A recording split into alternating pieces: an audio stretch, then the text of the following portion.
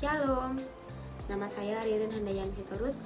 Saya mahasiswa dari Sekolah Tinggi Teologi Tabga Batam dengan NIM 03021950. Di video kali ini saya akan menjelaskan mengenai strategi pembelajaran. Apa itu pengertian dari strategi pembelajaran? Mari kita bahas bersama-sama. Secara etimologi, kata strategi berasal dari bahasa Yunani, yaitu strategos, yang artinya satu usaha untuk mencapai suatu kemenangan di dalam peperangan. Jadi awalnya strategi ini digunakan dalam lingkungan militer. Kemudian seiring berjalannya waktu, strategi ini digunakan dalam berbagai bidang. Salah satunya bidang education atau pendidikan, yang sekarang dikenal sebagai strategi pendidikan. Di dalam Kamus Besar Bahasa Indonesia, kata strategi adalah rencana yang cermat mengenai kegiatan untuk mencapai sasaran khusus. Strategi digunakan untuk memperoleh kesuksesan atau keberhasilan dalam mencapai tujuan. Jadi strategi dengan metode itu berbeda. Strategi menunjuk pada sebuah perencanaan untuk mencapai sesuatu. Sedangkan metode adalah cara yang dapat digunakan untuk melaksanakan strategi. Jadi di dalam strategi kita perlu metode-metode supaya strategi itu berjalan dengan lancar. Dengan demikian, strategi pembelajaran berarti cara dan seni untuk menggunakan semua sumber belajar dan semua media belajar dalam upaya membelajarkan atau mendidik anak didik untuk mencapai tujuan pembelajaran yang telah ditentukan secara aktif dan efisien. Aktif maksudnya di sini adalah ketika kita sedang mengajar di dalam satu kelas, artinya kelas itu hidup, tidak berjalan satu arah saja. Berjalan satu arah saja bisa jadi dikatakan ketika kita menjelaskan, kita membaca materi, kemudian anak didik mendengarkan.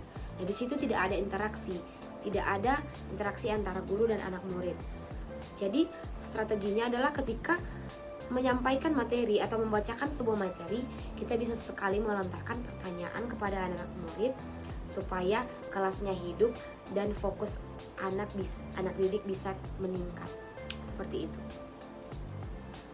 Dikatakan tadi bahwa strategi tidak lepas dari metode.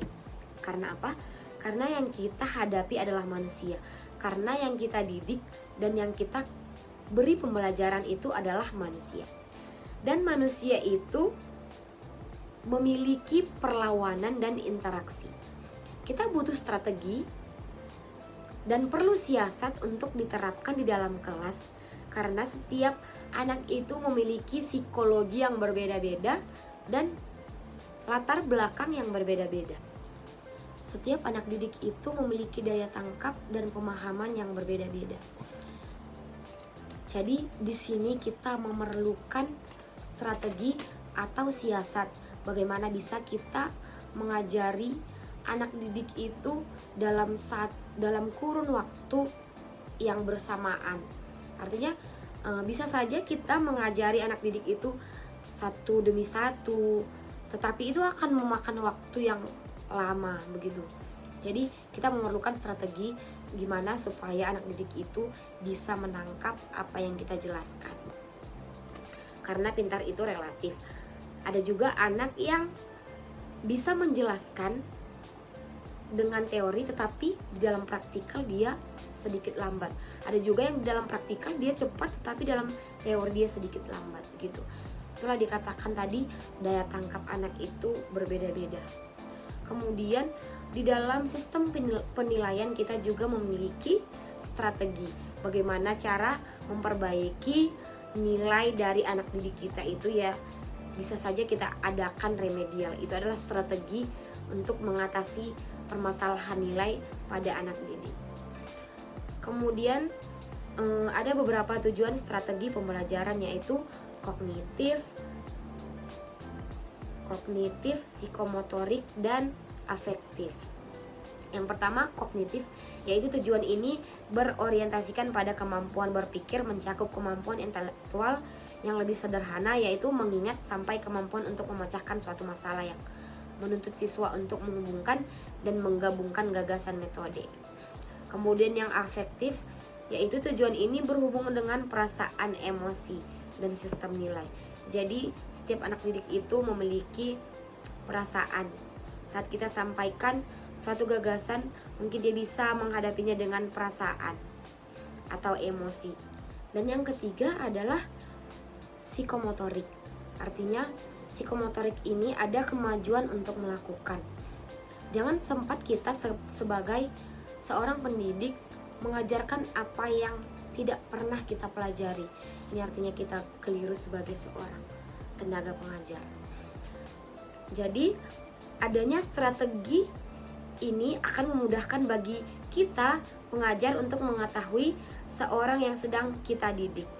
Bagi peserta didik itu mudah bagi mereka untuk mengerti materi yang disampaikan oleh guru dan dapat mengaplikasikan strategi tersebut dalam kehidupan kita, baik itu peserta didik ataupun tenaga pengajar. Ada beberapa poin strategi dan metode dalam mengajar. Namun di sini saya akan membahas tentang strategi inquiry. Strategi pembelajaran inquiry adalah rangkaian kegiatan pembelajaran yang menekankan pada proses berpikir secara kritis dan analitis untuk mencari dan menemukan sendiri jawabannya dari suatu masalah yang ditanyakan.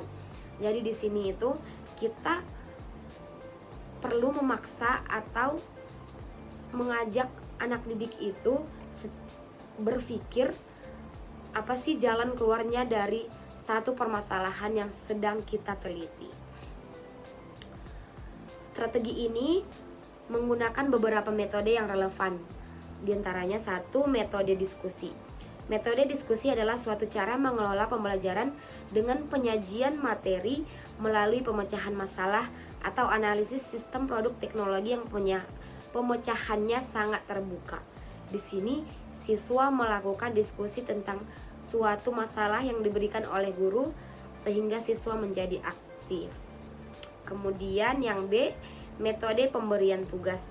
Metode pemberian tugas adalah cara mengajar atau penyajian materi melalui penugasan siswa untuk melakukan suatu pekerjaan.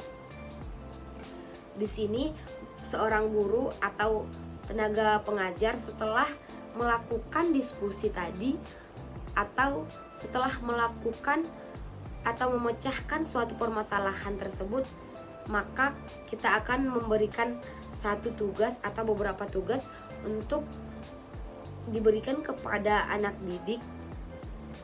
Tujuannya supaya siswa menjadi aktif dan lebih paham, karena mereka akan mengerjakan dengan kreativitas mereka sendiri. Kemudian bagian C, metode eksperimen. Metode eksperimen adalah suatu cara pengelolaan pembelajaran di mana siswa melakukan aktivitas percobaan dengan mengalami dan membuktikan sendiri suatu yang dipelajarinya. Jadi metode ini dalam strategi pembelajaran merangsang siswa untuk melakukan suatu aktivitas aktif yang berdasarkan pengalaman yang ia alami. Jadi kalau sudah mengalaminya maka murid akan langsung mengerti. Dan yang terakhir adalah D, metode tanya jawab. Metode tanya jawab adalah cara penyajian pelajaran dalam bentuk pertanyaan yang harus dijawab, terutama dari guru kepada siswa, tetapi dapat pula dari siswa kepada guru. Di sini guru memberikan waktu untuk siswa bertanya kepada gurunya tentang materi pembelajaran. Jadi di metode tanya jawab ini setelah guru menyampaikan sebuah materi, biasanya dan sering terjadi seorang guru menanyakan apa yang sudah ia sampaikan, dan kemudian jikalau ada murid yang mengerti dan langsung menjawab, maka murid itu akan langsung mengerti, langsung menjawab.